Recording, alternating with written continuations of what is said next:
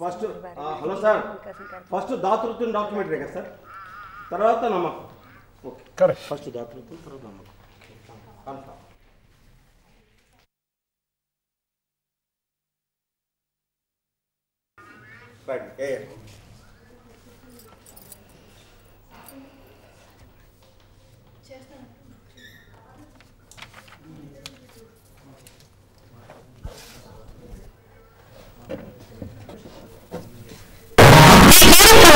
సమర్పిస్తున్నారు ఆంధ్రప్రదేశ్ గ్రామీణాభివృద్ధి అకాడమీ.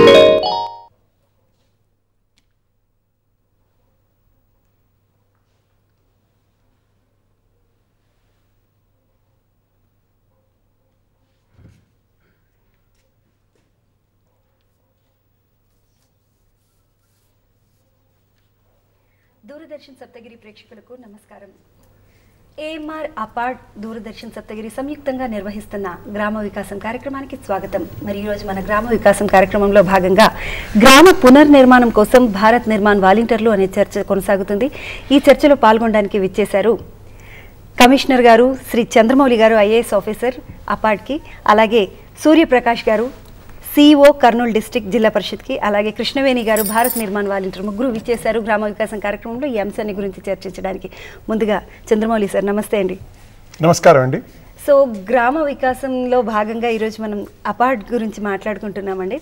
ఈ అపార్డ్లో యూత్ని మీరు అంటే వాళ్ళకి శిక్షణ ఇస్తున్నారు. అయితే ఆ శిక్షణ ఏంటంటే సెల్ఫ్గా, అంటే ఎటువంటి డబ్బులు తీసుకోకుండా స్వచ్ఛందంగా వాళ్ళు వచ్చి సేవ చేయడానికి ముందుకు వచ్చేలాగా చేస్తున్నటువంటి ప్రయత్నం, ఇది నిజంగా అభినందించదగినటువంటి విషయం అండి. అయితే జనాలు ఎలా రియాక్ట్ అవుతున్నారు, ప్రేక్షకులు కానివ్వండి లేదంటే యూత్ కానివ్వండి?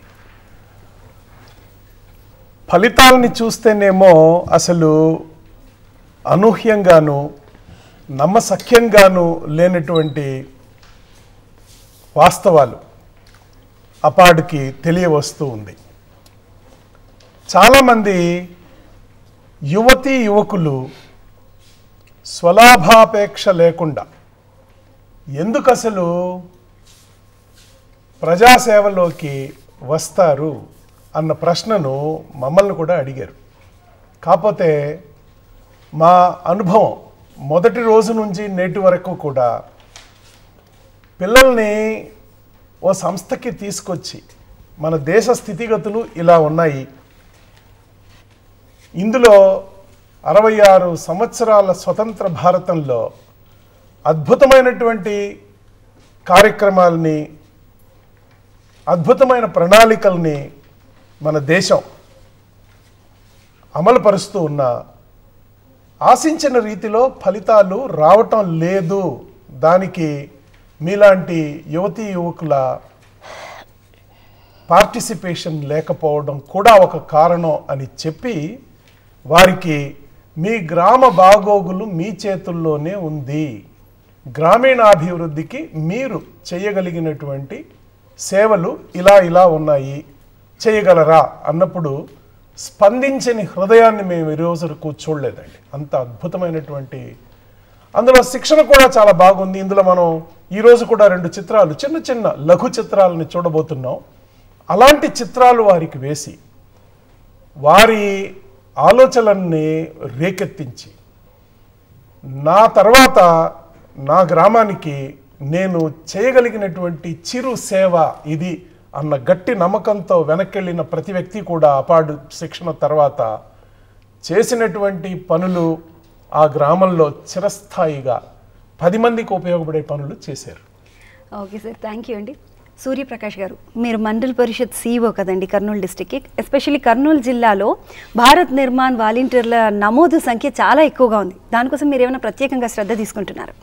అవును మేడం, మాకు కర్నూలు జిల్లాలో ఈ భారత్ నిర్మాణ వాలంటీర్లను అత్యధికంగా నమోదు చేయడానికి మాకు కమిషనర్ గారు చంద్రమౌళి సార్ ఆదేశాలు ఇవ్వగానే మా జిల్లా కలెక్టర్ గారు మరి మండల అభివృద్ధి అధికారులు ఎంపీడీఓలతోటి ఒక ప్రత్యేక సమావేశం ఏర్పాటు చేసి మరి జిల్లాలో ఉన్నటువంటి మొత్తం 53 మండలాల్లోనూ ఈ కార్యక్రమాన్ని అమలు చేయాలని ఒక దృఢ నిశ్చయంతో ఒకరోజు ఎంపీడీఓలకు శిక్షణా కార్యక్రమం చేయడం జరిగింది.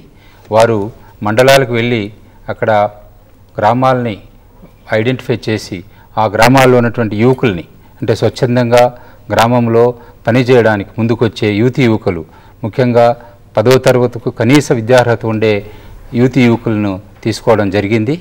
వారికి మొట్టమొదటిసారిగా ఇక్కడ అపార్డుకు తీసుకొచ్చి శిక్షణ ఇవ్వడం జరిగింది. ఆ భాగంగా గ్రామాల్లో ఇదొక మూమెంట్ లాగా కర్నూలు జిల్లాలో మొత్తం 53 మండలాల్లో కూడా ప్రతి మండలంలో కనీసం 2 గ్రామ పంచాయతీల్లో ఈ సంవత్సరం వరకు ఇప్పుడు 130 గ్రామ పంచాయతీల్లో 2700 మంది భారత నిర్మాణ వాలంటీర్లు సుశిక్షితులైనటువంటి కార్యకర్తలుగా ఈరోజు గ్రామీణాభివృద్ధి కార్యక్రమాలు చేస్తున్నారు. ఓకేనండి. కృష్ణవేణి గారు, మీరు భారత్ నిర్మాణ్ వాలంటీర్, అలాగే మీరు ఎలాంటి శిక్షణ పొందారు? మీ గ్రామస్తుల రియాక్షన్ అంటే వాళ్ళు ఎలా స్పందిస్తున్నారు గ్రామస్తులు? మేము అపార్ట్కి వచ్చినప్పుడు మాకు ఇక్కడ ఏదైతే శిక్షణ ఇచ్చారో, అంటే ఏ ప్రభుత్వం అయినా కూడా ప్రజలకి చాలా సంక్షేమ పథకాలు అమలు చేస్తుంది, కానీ అవి గ్రామ స్థాయిలో పూర్తిగా ప్రజలకు వెళ్ళటం లేదు. మాకు ఈ అపార్ట్కి వచ్చిన తర్వాత ఈ కార్యక్రమాల్ని ప్రజల్లోకి ఎలా తీసుకువెళ్ళాలి, దాని ద్వారా గ్రామం ఎంత అభివృద్ధి చెందుతుందన్న విషయాన్ని మాకు స్పష్టంగా చాలా వివరంగా మాకు తెలియజేశారు. దాని ద్వారా మేము మా గ్రామంలోకి వెళ్ళి కొన్ని ఈ సంక్షేమ కార్యక్రమాలన్నీ చేయటం ద్వారా ప్రజలు చాలా బాగా స్పందించారు. ఎందుకంటే ఎవరైతే ఫంక్షన్ రాలేదో వాళ్ళకి ఫంక్షన్ వచ్చినప్పుడు వాళ్ళ కళ్ళల్లో ఆనందం చూసినప్పుడు మన జేబులో ఒక 10,000 ఉంటే ఎంత ఆనందం ఉంటుందో అది కూడా చాలదు. వాళ్ళ కళ్ళల్లో అంత ఆనందం చూడటం అన్నది జరిగింది. దాని ద్వారా గ్రామస్తులందరూ ప్రశంసలు ఏమైతే ఇస్తున్నారో వాటి ద్వారా ఇంకా అందరూ కూడా ఇన్స్పైర్ అయ్యి ఇంకా ఈ కార్యక్రమాలు మనందరం యూనిట్గా ఉండి ఇంకా బాగా చేయాలన్న ఒక తపన అందరిలో కలిగి ఒక 10 మందితో స్టార్ట్ అయిన ఈ ప్రోగ్రాం ఇవాళ 50 మంది వరకు కూడా పెరగడం అనేది జరిగింది. ఓకేనండి. చంద్రమౌళి సార్, ఇప్పుడు అపార్డ్ భారత్ నిర్మాణ్ వాలంటీర్స్కి శిక్షణ ఇస్తుంది కదండి, అందులో ప్రత్యేకత ఏంటి అసలు? మొదట గ్రామంలో జరుగుతున్నటువంటి ఒక కార్యక్రమంలో మేము కూడా చేతులు కలుపుతామనంటే ఎవరు కూడా ఆహ్వానించే పరిస్థితి మన దేశంలో దాదాపుగా లేదండి. కాబట్టి ఆ కార్యక్రమాల్ని ఇప్పటికే అమలుపరుస్తున్నటువంటి అధికార గణంతో పాటు వెళ్ళి మన వాళ్ళు కలిసి పనిచేయాలి అంటే ఘర్షణకు ఎక్కడా తావు లేకుండా చూడండి అనేది మొదటి పాయింట్. ఓకే, వాళ్ళకి ఘర్షణ రాకుండా అంటున్నారా సార్? కాదు, ఇప్పటికే అధికార గణం ఒకటి ఉంటుంది, ప్రజల చేత ఎన్నుకోబడినటువంటి వ్యవస్థ ఒకటి ఉంటుంది, వారిలోకి వీరు కూడా వెళ్ళి మేము కూడా ఈ కార్యక్రమాలు చేస్తామనంటే తప్పకుండా ఘర్షణ వస్తుంది. ఆ ఘర్షణ వద్దు అనేది ఒకటి. 2, ఈరోజు ఈ మాధ్యమం ద్వారా చాలామంది ఈ మాట నేను చెబుతుంటే ఆశ్చర్యపోతారు. గ్రామీణ అభివృద్ధి కోసం అటు కేంద్ర ప్రభుత్వం ఇటు రాష్ట్ర ప్రభుత్వాలు కలిసి అమలుపరుస్తున్నటువంటి పథకాల సంఖ్య 255 ఉన్నాయండి. మంచి ఈ కార్యక్రమాల అమల్లో భాగస్వామ్యులైనటువంటి అధికారులను అడిగినా 50 ఉంటాయి 60 ఉంటాయి అని అనుకుంటారు, కానీ 255 కార్యక్రమాలు ఉన్నట్టుగా అపార్డ్ గుర్తించింది. ఆ 255 కార్యక్రమాల గురించి టూకీగా వీళ్ళకి 3 రోజుల పాటు శిక్షణలో ఇలా చేయవచ్చు, ఆరోగ్యం, విద్య, త్రాగునీరు, పరిసరాల పారిశుద్ధ్యం, అలాగే జాతీయ ఉపాధి హామీ పథకం లాంటివి, విద్యుదీకరణ, గ్రామీణ విద్యుదీకరణ, రోడ్లు లాంటివి ఎన్ని కార్యక్రమాలు ఉన్నాయో అన్ని కార్యక్రమాల గురించి వీళ్ళకి తెలియచేయటం వలన ఆ అవగాహనతో వెళ్ళినటువంటి యువకులు గ్రామాల్లో మేము భారత్ నిర్మాణ్ వాలంటీర్ మా సేవలు మీరు తీసుకోండి అంటే స్పందించినటువంటి అధికార గణాన్ని నేను చూడలేదు. ఇప్పటి వరకు ప్రజల చేత ఎన్నుకోబడినటువంటి వ్యవస్థ కూడా ఈ సుశిక్షితులైనటువంటి ఒక ఆర్మీ లాంటి పిల్లల్ని వారు కూడా ఆహ్వానించి వారితో పాటు గ్రామాభివృద్ధికి మంచి పునాదులను వేస్తున్నారు. ఇది గ్రామ పునర్నిర్మాణం, అందుకే అన్నాం మనం ఇది దేశ పునర్నిర్మాణం గ్రామ పునర్నిర్మాణంతో మొదలవుతుంది అన్నాం. అలాంటి శిక్షణ ఇస్తున్నాం. ఓకేనండి, ఇప్పుడు దాతృత్వం అనే ఒక లఘు చిత్రాన్ని చూద్దాం.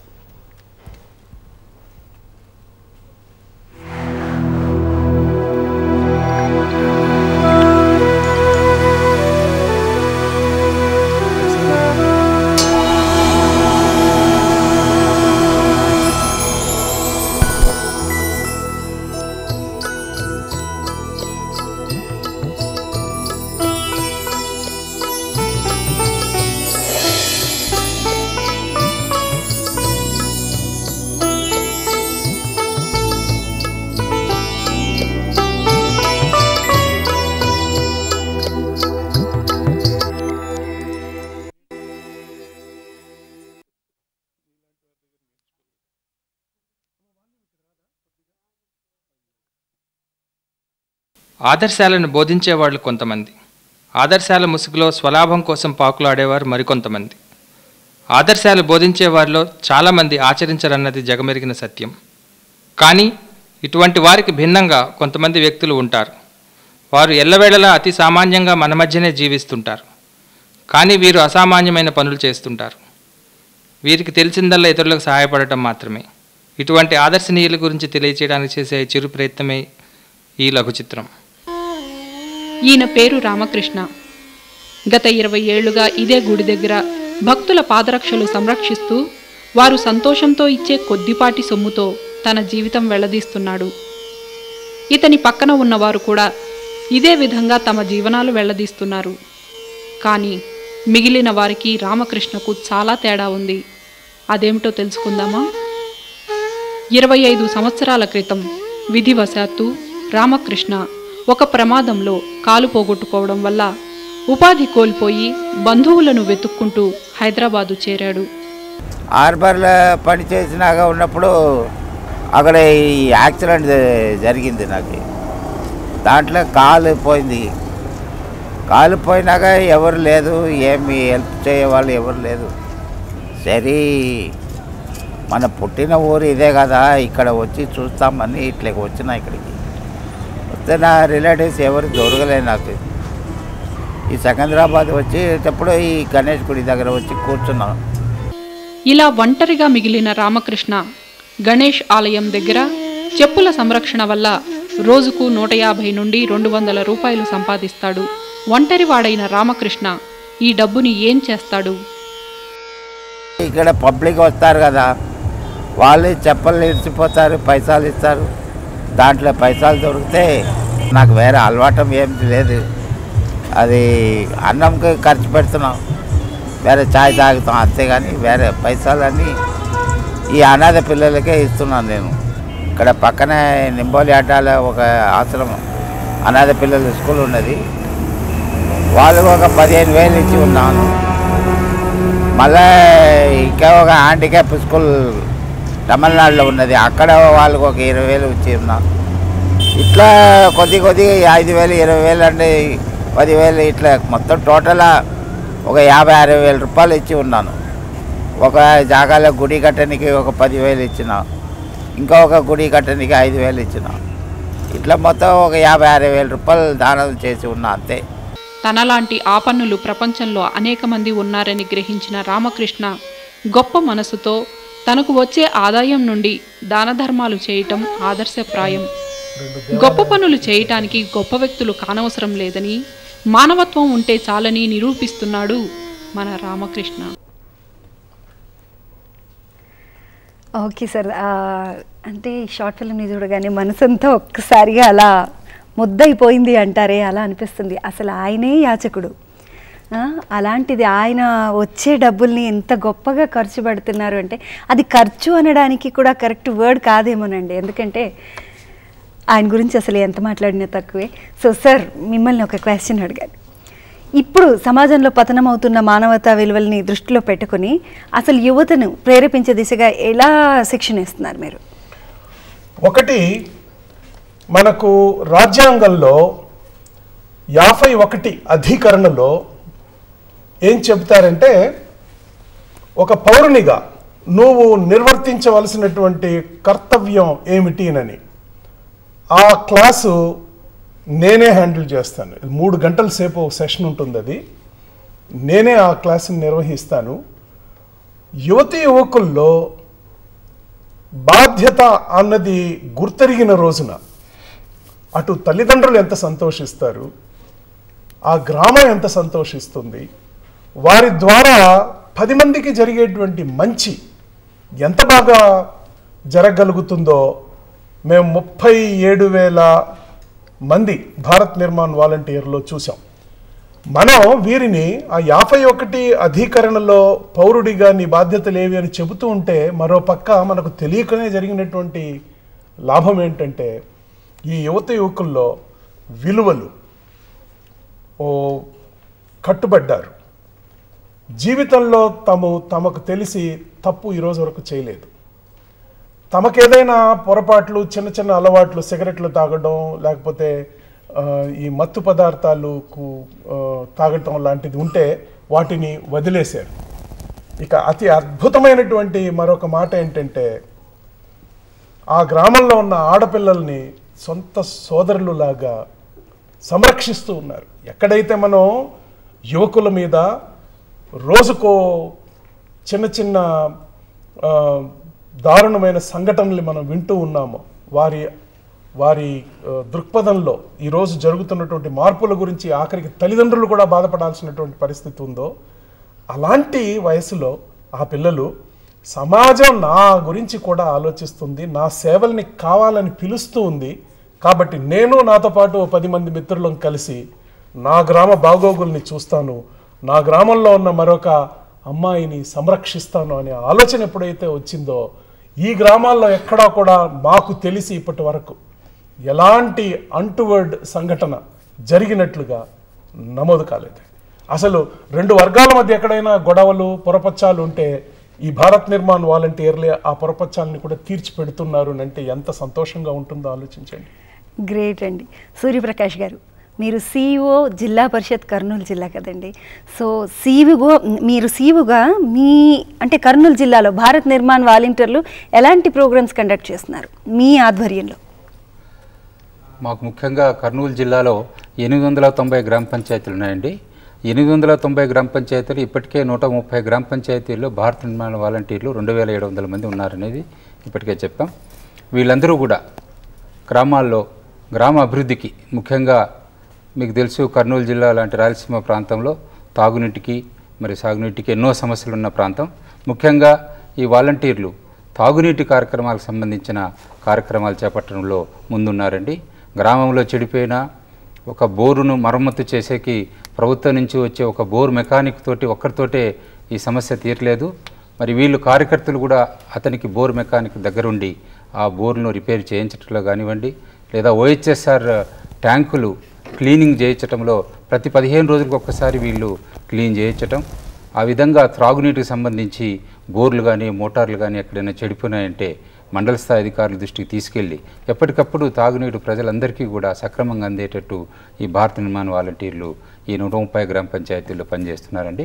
అలాగే వీళ్ళు విద్యకు సంబంధించి బడి మానేసిన పిల్లల్ని, బడియుడు పిల్లలందరినీ కూడా మరి పాఠశాలలో ఉండే టీచర్లు ఒక్కరే చెప్తే కాదు, మరి వాలంటీర్లు ప్రతి ఇంటికి వెళ్ళి ఆ పిల్లల తల్లిదండ్రులు ఎవరైతే పిల్లల్ని పాఠశాలకు పంపనుకుంటారో ఆ తల్లిదండ్రులకి నచ్చజెప్పి విద్య విలువను గురించి తెలియజెప్పి ఈ మా వాలంటీర్లందరూ కూడా పాఠశాలకి పిల్లల్ని తీసుకురావడం, పాఠశాలలో కూడా ఆ పిల్లలకు మంచి ఆరోగ్యకరమైనటువంటి వాతావరణం అక్కడ సృష్టించే దాంట్లో భాగంగా మధ్యాహ్న భోజనంలో కూడా మరి చక్కగా మెనూనంతా కూడా ఇంప్లిమెంట్ చేయిస్తూ మరి ఆ విధంగా మధ్యాహ్న భోజన కార్యక్రమాన్ని ఇంప్లిమెంట్ చేయించడం. మరి గ్రామంలో ఇలా చెప్పుకుంటూ పోతే ఎన్నో కార్యక్రమాలు, వీధులనైతే ముఖ్యంగా ప్రతి నెలకు ఒక్కసారి వీధులన్నీ కూడా శుభ్రం చేయించి మురుగు గుంటలు ఎక్కడైనా ఉంటే వాటన్నిటిని కూడా మరి మట్టితోటి నింపి మరి ఎన్నో కార్యక్రమాలు చేస్తున్నాం. అలాగే వీధి దీపాలని, ఎక్కడైతే వీధి దీపాలు బల్బులు కూడా పోయి ఉంటాయో వాటి స్థానంలో కొత్త బల్బులు వేయించడం. మరి ఈ విధంగా కొంత ముందుకు వెళ్ళి కొన్ని గ్రామాల్లో సోలార్ లైట్స్ కూడా మరి నెట్క్యాప్ జిల్లాలో నెట్క్యాప్ సంస్థ ద్వారా సోలార్ లైట్స్ అన్నీ కూడా వేయించడం, గ్రామాల్లో ఒక వినూత్నమైనటువంటి మార్పుని ఈ వాలంటీర్లు తీసుకొస్తున్నారండి. Thank you so much sir. ఇప్పుడు నమ్మకం అనే లఘు చిత్రాన్ని వీక్షిద్దాం.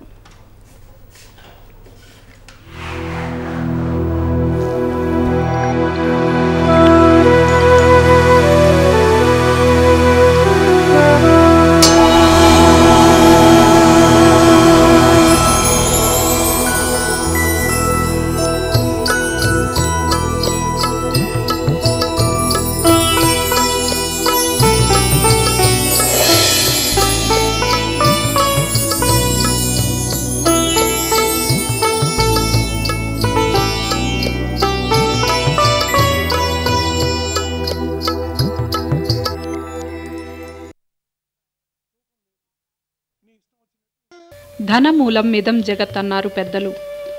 ఆర్థిక సంబంధాలే మానవ సంబంధాలను శాసిస్తున్న రోజులివి. ఇలాంటి కాలంలో స్వలాభాపేక్ష లేకుండా తన చుట్టుపక్కల వారికి ఔదార్యంతో సేవ చేస్తున్న వ్యక్తులు అరుదుగా ఉంటారు. అటువంటి వ్యక్తుల కోవలో నిసార్ తొలి వరుసలో నిలుస్తాడు. హైదరాబాద్ అమీర్పేట్లోని ధరంకరణ్ వీధిలో నిస్సార్ ఒక చిన్న కూరగాయల వ్యాపారి. కూరగాయల వ్యాపారే కదా అని తీసిపారేయకండి. గత 20 ఏళ్లుగా తూకం లేకుండా కూరగాయలు అమ్మడమే నిస్సార్ ప్రత్యేకత. తూకం లేకుండా అమ్మకాలేమిటని సంశయిస్తున్నారా? రండి తెలుసుకుందాం. తూకం వికం ఆయనకే తెలుసు, మనకు తెలియదు. ఆయన ఏ తూకం ఉంటే ఆ తూకంలో ఇచ్చేస్తారు. ఆయన కరెక్ట్. పావు కిలో అయితే అంటే పావు కిలో, చేతితోనే పావు కిలో, అదో కిలో అయితే అంటే అదో కిలో, కిలో అయితే అంటే కిలో, బరాబర్ చేయి అయినది వెయిట్ అనుకోవాలి. 8 సంవత్సరం ఉన్నప్పుడు వచ్చినాం, అప్పుడు సని ఇక్కడ ఉంటున్నాం. నా తూకం ఇయ్యను, అట్లానే ఇస్తాను, చేతితోనే పెడతా. ఎంత అంటే వాళ్ళు ఇచ్చిపోతారు, అడగరు, అడగరు. ఎంత తీసుకునో ఏం ధర అనుకుని గిరాకులు కూడా అడగరు. పైసలు ఎంత అంటే ఎంత ఇచ్చేస్తారు, వెళ్ళిపోతారు. మాకు ఎంత మిగులుతుంది అంతేనే. తూకం లేకుండా ఎవరైనా కొంటారా అన్న సందేహం వస్తోంది కదా. మనిషిని చూసి ఆయన భగవంతుని ఇది చేసి ఆయన ధర్మంగా చేస్తున్నాడు. మార్కెట్ కంటేను అది ఒకటి చెప్తానండి. నిస్సార్ సంసారం కూడా పెద్దదే. 6 ఆడపిల్లలు, 2 మగపిల్లలు. అయినా సరే తన స్వార్థం చూసుకోకుండా చుట్టుపక్కల వారి సంతోషమే తన సంతోషంగా భావిస్తూ వ్యాపారం చేయడం నిస్సార్ ప్రత్యేకత. अच्छा माल रहता, सस्ता ही देता, रीजनेबल भी नहीं बोलूँगी, सस्ता ही बंदा देता है. पता नहीं क्या प्रॉफिट करता, क्या कमाता, क्या खाता, कैसे बच्चों को पालता, उनको मालूम. ईमानदारी से, ईमानदारी वर्ड कम होता है ऐसे आदमियों के लिए. ये देने में खुशी लग रही, बल्कि दे रहा हूँ मैं. रहूँगा किसी का हम नहीं सोचते, हमारा हम सोचते. कोई कुछ भी कर लेना, अपना अपन जो चल रहा बस है, बोल कर उतने में खुश रहते हैं.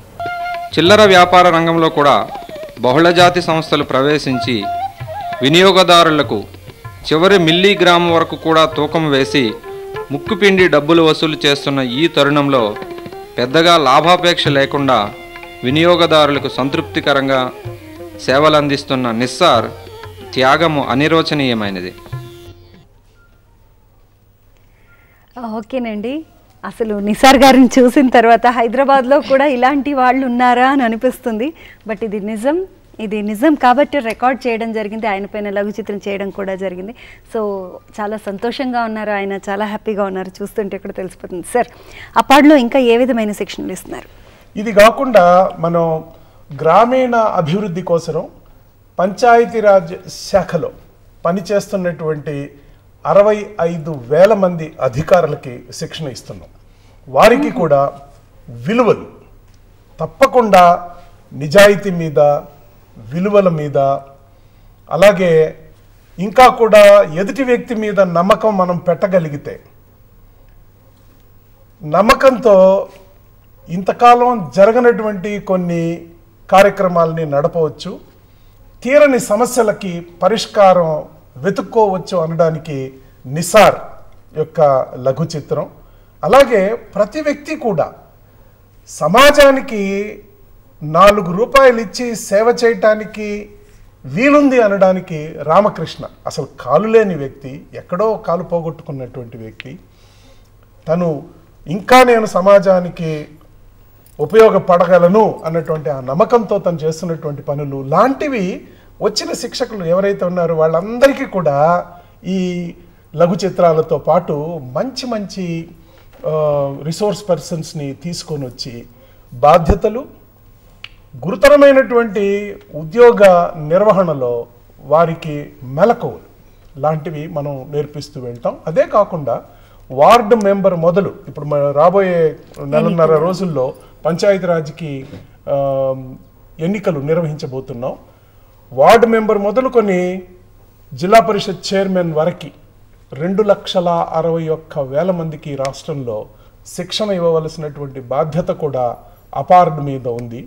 వారికి మీ బాధ్యతల నిర్వహణ ఒక వార్డు మెంబర్గా, సర్పంచ్గా లేదా మండల్ ప్రెసిడెంట్గా మీరు చేయాల్సిందేంటి ప్రతి ఒక్కరికి తెలుసు అని మనం అనుకోలేం. కాబట్టి ఈ సంస్థలో వారికి నేర్పిస్తాం. నిధులు ఏమేమి వస్తాయి, ఎలా ఖర్చు పెట్టాలి, ఏ విధమైనటువంటి సంక్షేమ కార్యక్రమాలు ప్రజలకు అందజేయాలి, ఇలాంటి శిక్షణ నిర్వహిస్తుంటాం. ఓకేనండి. సూర్యప్రకాష్ గారు, గ్రామాభివృద్ధికి యువత ముందుకు రావడానికి, అంటే స్వచ్ఛందంగా ముందుకు రావడానికి ముఖ్య కారణాలు ఏంటంటారు?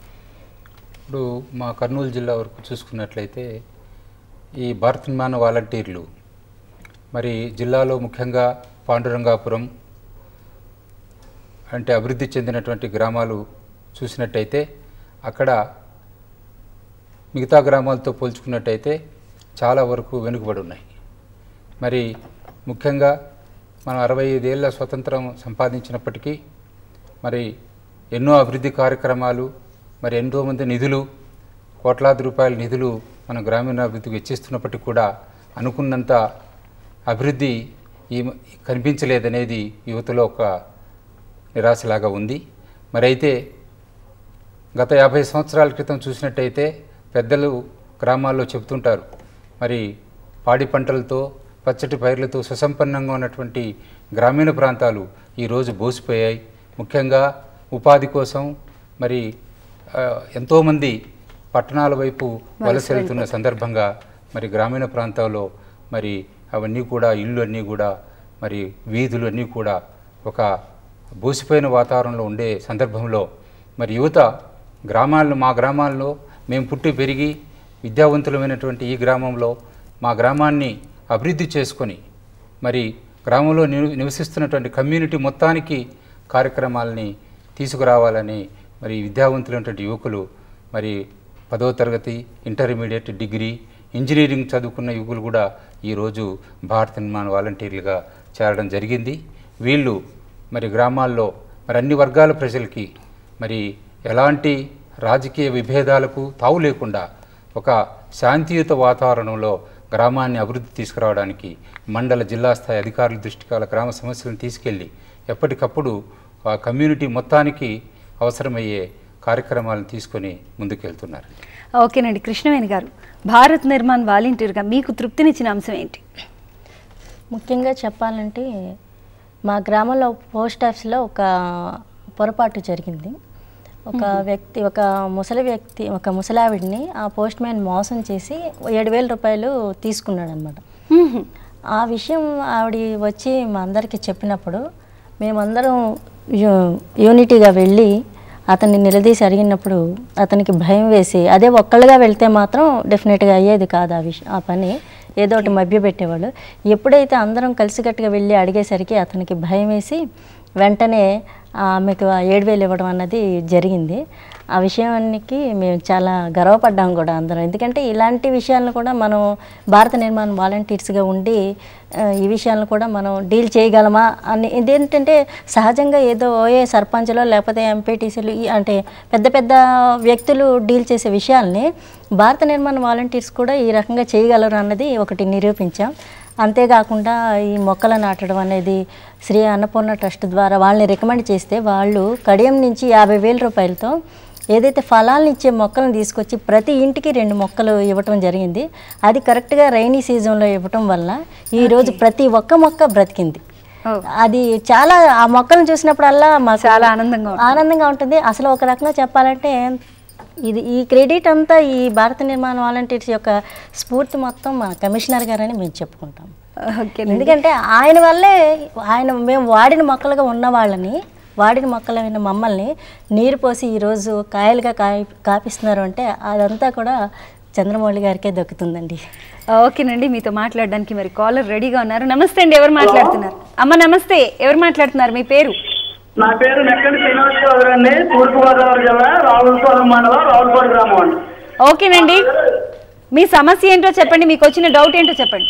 సమస్య కదండి, అంటే ఇది గ్రామ వికాసం సప్తగిరి ఛానల్లో ఆపాడు కమిషనర్ గారు చేస్తున్న ప్రోగ్రామ్ గురించి కమిషనర్ గారితో మేము ఆల్రెడీ 4 సార్లు ట్రై చేస్తానండి. ఇప్పుడు దొరికింది, వారితో మాట్లాడదామని. తప్పకుండా, వారు పక్కనే ఉన్నారు, మాట్లాడండి.